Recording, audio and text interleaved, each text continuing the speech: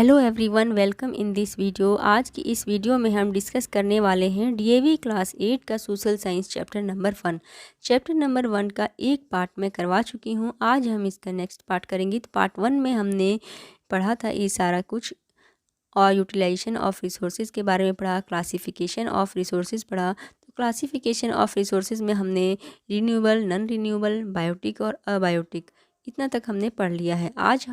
आज की इस वीडियो में हम करने वाले हैं अकरेंस के बेस पे रिसोर्सेज, नेचुरल और मैन मेड, और डेवलपमेंट के बेस पे पोटेंशियल और actual.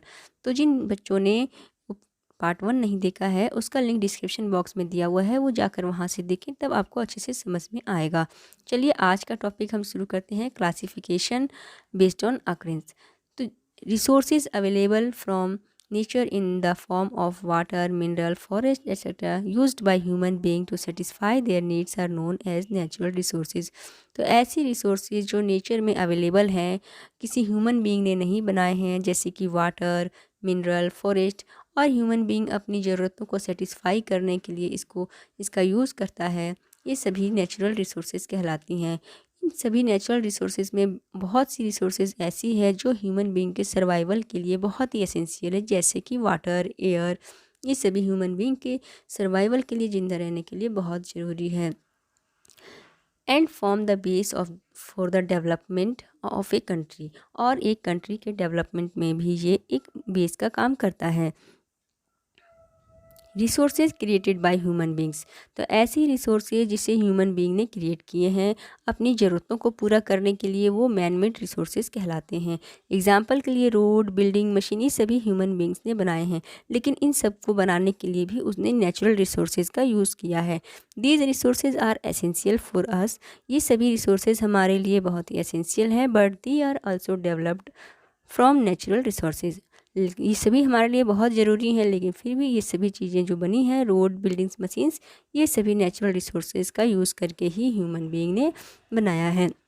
The quality and the quantity of people, यानी लोगों की क्वालिटी और उनकी क्वांटिटी, किसी देश में वहाँ के ह्यूमन रिसोर्स कैसा है इस पे डिपेंड करता है कि ह्यूमन बीइंग, जैसे देखिए हमने 5 चैप्टर के शुरुआत में ही पढ़ा था कि ह्यूमन बीइंग भी एक रिसोर्स है। तो कोई भी कंट्री डेवलप करती है तो उसके लिए वहाँ के ह्यूमन का क्वालिटी कैसी है, क्वांटिटी कैसी है, ये भी डेवलप इस मैटर करता है। जैसे कि healthy and well educated people अगर हैं तो वे किसी भी सोसाइटी को के डेवलपमेंट में पॉजिटिव वे में कंट्रीब्यूट कर सकते हैं। लेकिन अगर माल नरिश्ड और इलिटरेट पीपल हैं, यानी माल नरिश्ड यानी कुपोषित हैं, बीमार हैं, ये अलिटरेट हैं, अशिक्षित लोग हैं, तो ये कंट्री के या सोसाइटी में के डेवलपमेंट में कोई भी कंट्रीब्यूशन नहीं कर सकते हैं। Human resources are well developed in Japan as people are skilled and technically developed। Human resource जो है वो जापान में बहुत ही डेवलप है, क्योंकि वहाँ के लोग बहुत स्किल है और उन्होंने वहाँ पे टेक्नोलॉजी भी बहुत अच्छी डेवलप कर ली है। जबकि अफ्रीकन नेशन वहाँ पर क्या है, रिच इन रिसोर्सेज है। अफ्रीकन नेशन जो है वहाँ पे बहुत ज़्यादा रिसोर्सेज है, रिसोर्सेज में वो रिच है, लेकिन फिर भी वहाँ वह डेवलप नहीं कर सका। वहाँ पे लेस डेवलपमेंट है, क्योंकि वहाँ के जो लोग हैं वो अनस्किल्ड हैं और इलिटरेट हैं। वहाँ के लोग वो में स्किल नहीं है, पढ़े लिखे नहीं हैं, इसलिए वहाँ पर रिसोर्सेज बहुत ज़्यादा होने के बाद भी इस कंट्री में, इस कंटिनेंट में बहुत डेवलपमेंट कम हुई है। आगे है classification based on the development of resources. तो इसमें क्या है, available resources in a country which are not fully tapped, यानी किसी भी कंट्री में जो अवेलेबल रिसोर्स है वो पूरी तरह से उसको अभी उसके बारे में पता है लेकिन यूज़ नहीं किया जा रहा है। यानी कोई भी कंट्री में जहाँ पे कोई रिसोर्सेज अवेलेबल है लेकिन अभी उसको पूरी तरह से यूज़ कर में नहीं किया जा रहा है, यानी कि बस पता है कि वहाँ पर ये रिसोर्सेज अवेलेबल है, तो उसे हम पोटेंशियल रिसोर्सेज कहते हैं। जैसे एग्जांपल के लिए पता चला है कि हिमालय के सेडिमेंट्री रॉक्स में बहुत सारा पेट्रोलियम है, लेकिन अभी हम उसका यूज़ नहीं कर रहे हैं, क्योंकि हिमालय जैसे ऊंचे पहाड़ों पर बड़ी बड़ी मशीनरी ले जा करके पेट्रोलियम निकाल पाना बहुत ही इम्पॉसिबल काम है। तो ये क्या है, पोटेंशियल रिसोर्सेज है। और जैसे कि हाइड्रो इलेक्ट्रिसिटी की बहुत सारे रिवर्स में क्या है, डैम बना करके ऊंचाई से जो पानी गिरता है तो उससे हाइड्रो इलेक्ट्रिसिटी जनरेट किया जा सकता है, ये बात हमें पता है। लेकिन इतनी हमारे पास अभी टेक्नोलॉजी डेवलप नहीं है और इसलिए हम ये नहीं कर पाए हैं अब तक। इसलिए जो चीज़ का यूज़ हम अभी तक नहीं कर पाए हैं वो हमारा पोटेंशियल रिसोर्स कहलाता है। पोटेंशियल रिसोर्सेज के बारे में और डिटेल में सर्वे करके उसकी क्वांटिटी और जो क्वालिटी है उसके बारे में एस्टिमेट करना चाहिए। यूएस जियोलॉजिकल सर्वे ने एक सजेस्ट किया था, उसने एक अनुमान लगाया था, सर्वे करके पता लगाया था कि जो आर्कटिक सी बेड है उसमें आज भी वर्ल्ड का 25% अनडिस्कवर्ड ऑयल और नेचुरल गैस मौजूद है आर्कटिक सी के नीचे में। और एक एस्टिमेट के द्वारा पता चला कि लगभग वहाँ पर 400 बैरल जो है वो ऑयल आर्कटिक सी बेड में हो सकता है।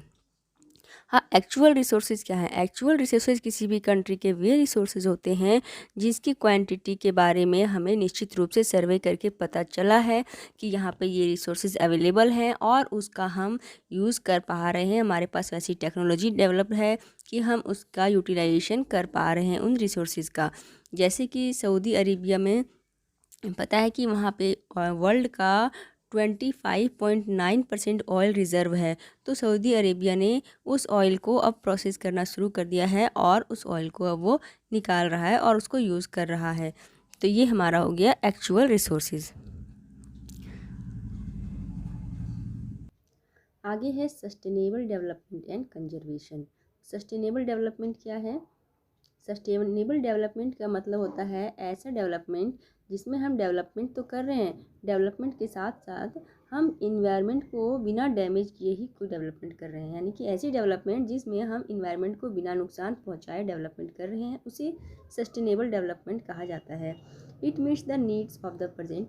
ये आज की प्रेजेंट की ज़रूरतों को पूरा करने के साथ साथ फ्यूचर की जनरेशन की ज़रूरतों का भी ध्यान रखते हैं। इसलिए रिसोर्सेज को सही तरीके से यूज़ करना चाहिए और प्रेजेंट की रिक्वायरमेंट्स को फुलफ़िल करने के साथ साथ फ्यूचर जनरेशन के लिए भी कंजर्व करके रखना ज़रूरी है।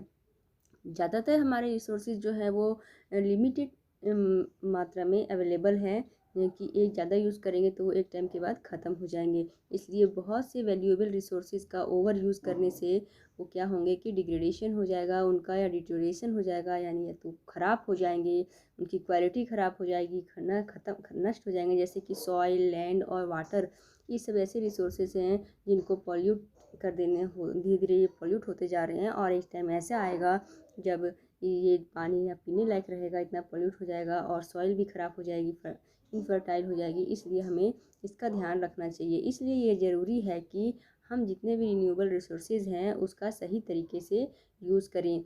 और डिप्लीशन ऑफ नेचुरल रिसोर्सेज, और नेचुरल रिसोर्सेज जितना है उसको जो हो रहे हैं उसको उसका यूज़ बहुत मिनिमाइज़ कर देना चाहिए ताकि उन्हें ख़त्म होने से बचाया जा सके।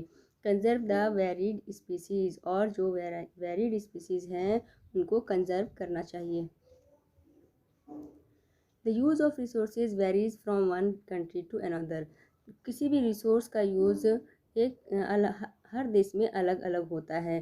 क्योंकि जहाँ पर ज़्यादा डेवलप टेक्नोलॉजी होगी, स्किल्ड ह्यूमन रिसोर्स होंगे, वैसे देशों में दूसरे देशों की तुलना में जहाँ पर टेक्नोलॉजी नहीं है, अच्छी डेवलप नहीं है, स्किल्ड ह्यूमन नहीं है, उसकी तुलना में वे रिसोर्सेज का ज़्यादा यूज़ अच्छे से कर पाते हैं। जैसे कि यूनाइटेड किंगडम, यूके और यूएसए, यहाँ पे ज़्यादा अच्छी टेक्नोलॉजी डेवलप है और स्किल्ड ह्यूमन रिसोर्सेज के कारण ये जो है रिसोर्सेज का बहुत ज़्यादा अच्छे से यूज़ कर पाते हैं जो डेवलपिंग कंट्रीज़ है जैसे कि इंडिया के कंपैरिजन में। The distribution of resources across the world is highly uneven. अब रिसोर्सेज का जो डिस्ट्रीब्यूशन है पूरे वर्ल्ड में बहुत ही अनइवन है, कहीं भी समान रूप से नहीं, कहीं रिसोर्सेज बहुत ज़्यादा हैं तो कहीं इतने कम है कि वहाँ के लोगों की ज़रूरतें भी पूरी नहीं हो पाती है। Rapid population growth has resulted in over utilization of the natural resources. बहुत तेज़ी से जो पॉपुलेशन ग्रो कर रही है, जनसंख्या बढ़ रही है, इससे हम क्या हो रहा है कि नेचुरल रिसोर्सेज का ओवर यूटिलाइजेशन हो रहा है। इसका परिणाम ये हो रहा है क्योंकि इतनी बड़ी ज़्यादा जनसंख्या बढ़ेगी तो उनकी ज़रूरतों को पूरा करने के लिए तो रिसोर्सेज का यूज़ करना ही पड़ेगा। तो इससे क्या हो रहा है, ओवर यूटिलाइजेशन हो रहा है। This has led to drastic depression of degradation of natural resources.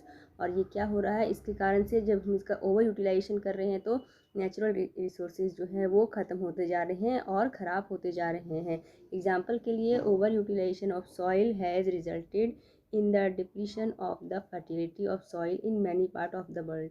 यानी कि जो सॉइल का जो ओवर यूटिलाइजेशन हो रहा है, इसका परिणाम, इसका रिज़ल्ट ये आया है कि वर्ल्ड के बहुत से पार्ट में सॉइल की जो फर्टिलिटी है वो धीरे धीरे अब ख़त्म होते जा रही है। इस thus there is an urgent need to maintain a balance between population, resource planning and conservation. और इसलिए ये बहुत ही अर्जेंट नीड है कि पॉपुलेशन, रिसोर्स प्लानिंग और कंजर्वेशन के बीच एक बैलेंस बनाना पड़ेगा।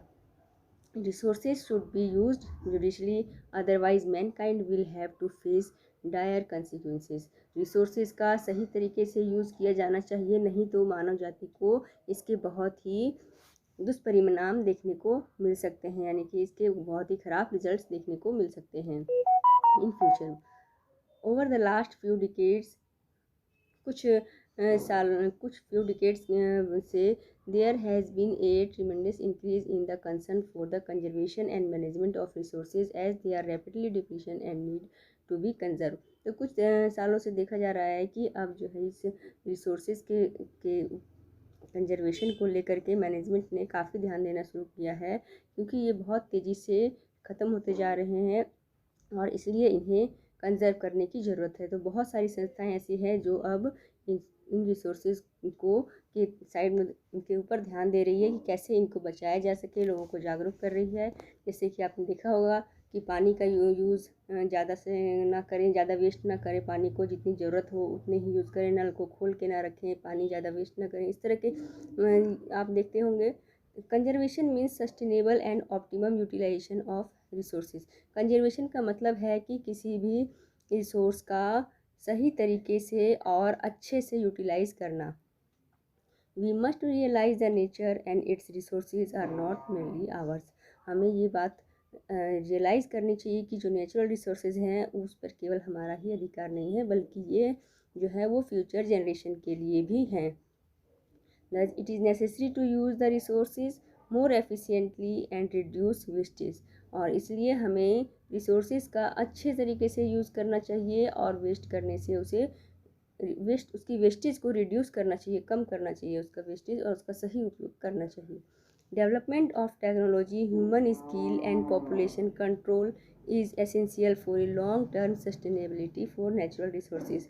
इन नेचुरल रिसोर्सेज को ज़्यादा समय तक बनाए रखने के लिए टेक्नोलॉजी का डेवलप होना, ह्यूमन को स्किल्ड होना और पॉपुलेशन कंट्रोल करना, ये सभी जो है बहुत ज़रूरी है, तभी इसको कंजर्व किया जा सकता है।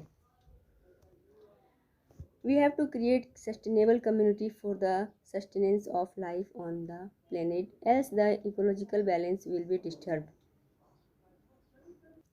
हमें एक सस्टेनेबल कम्युनिटी क्रिएट करने की ज़रूरत है। अगर हम इस अर्थ पर लाइफ को सस्टेन करना चाहते हैं, अगर हम चाहते हैं कि इस अर्थ पे लाइफ बची रहे, तो हमें एक सस्टेनेबल कम्युनिटी क्रिएट करना होगा और इकोलॉजिकल बैलेंस जो है उसे भी डिस्टर्ब होने से बचाना होगा, क्योंकि एक अर्थ ही है जिस पर, जो कि हैबिटेबल प्लेनेट है, जहाँ पर जीवन संभव है। So spread awareness for saving earth from further deterioration. तो इसलिए इसके बारे में, डिटोरेशन के बारे में, इसको जो नेचुरल रिसोर्सेज हैं उसे नष्ट होना, उसका ख़त्म होना, इसके बारे में अवेयरनेस फैलानी चाहिए। और हमें 5R को फॉलो करना चाहिए: रिड्यूस, रीयूज़, रिसाइकल और रिफ्यूज़ एंड रीथिंक। इस तरह से हमें 5R को फॉलो करना चाहिए इन नेचुरल रिसोर्सेज को कंजर्व करने के लिए। Use the resources according to the need. Resources का यूज़ ज़रूरत के अनुसार करना चाहिए, लालच के अनुसार नहीं। Care for nature, it will care for you. Nature की केयर करो, ये तुम्हारी केयर करेगा। तो चैप्टर यहाँ पे कंप्लीट होता है। वीडियो को शेयर करिएगा, लाइक करिए, कमेंट करके बताइएगा कैसी लगी आपको, कैसा चैप्टर आपको समझ में आया। Thank you for watching.